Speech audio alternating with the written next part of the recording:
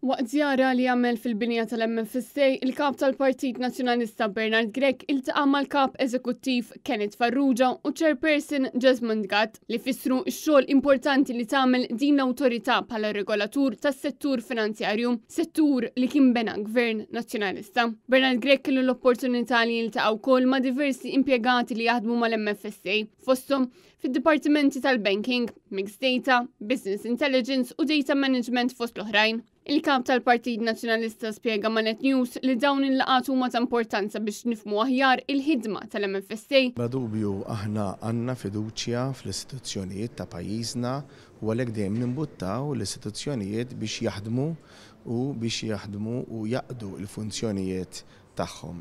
B'hekk biss tista' tiżdied il-fiduċja tagħna, imma wkoll tista' tiżdied il-fiduċja tal-poplu Malti u Awċi kollu. Jew nifhmu illi kull istituzzjoni u dan huwa ħadd opportunità li anke mnaddi dan il-messaġġ lil ħaddiema li kull responsabilità li hija vestita f'xi entità jew istituzzjoni qiegħda hemmhekk biex dika tintuża għal ġid l-ħaġa tas-sistema tagħna ta' tmexxija fil-pajjiż imma wkoll fl-interess tal-poplu Malti u Awċi. Il-kap tal-Partit Nazzjonalista spjega wkoll l-importanza li isem pajjiżna jinżamm nadif biex bekk tiġi evitata l-grey listing, kif seħħ riċentament b'riperkussjonijiet serji fuq ir-reputazzjoni ta' Malta. L-MFSA anke l-FIU huma żewġ entitajiet illi fl-opinjoni tagħna huwa importanti ħafna anki għaliex ikomplu isaħħu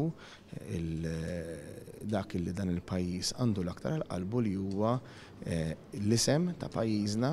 Fl-aħħar mill-aħħar kulħadd irid jerfa' ir-responsabilità tiegħu, jagħmel l-obbligi tiegħu biex naraw illi l-entitajiet, il-kumpaniji min jinvesti jkun qiegħed jimxi skont il-liġijiet ta' pajjiżna ħalli anki jibqa' ikollna f'dal pajjiż dak li huwa fl-interess ta' kulħadd l-isem ta' pajjiżna li jkun imħares. Kenneth Farrugia, il-kap eżekuttiv tal-MFSA, spjega li l-awtoritajiet finanzjarji qatt m'għandhom jintużaw bħala ballun politiku u li dawn il-laqat huma ta' importanza kbira biex il-partiti politiċi jifhmu x-xogħol li jitwettaq f'dan is-settur tant kruċjali. Naħseb huma importanti li daw il-laqat sabiex wieħed jispjega eżattament l-awtorità x'inhi tagħmel u fejn sejra.